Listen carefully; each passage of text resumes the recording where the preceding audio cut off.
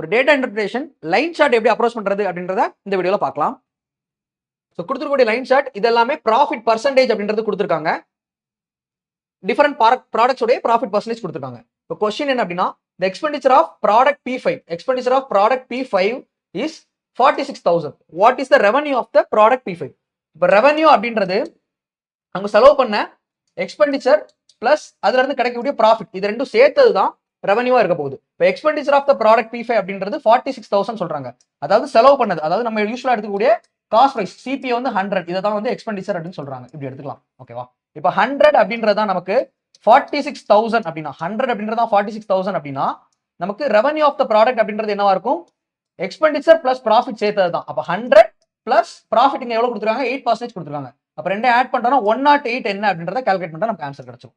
அப்ப 460 into 108 இந்த product பண்ணிட்டா நமக்கு ஆன்சர் கிடைச்சிடும்.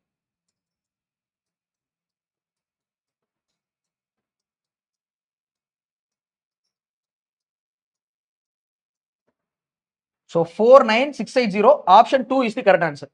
இதே மாதிரியான யூஸ்ஃபுல் கண்டென்ட்க்கு நம்ம சேனலை மறக்காம சப்ஸ்கிரைப் பண்ணி ஃபாலோ பண்ணிக்கோங்க. தேங்க்யூ.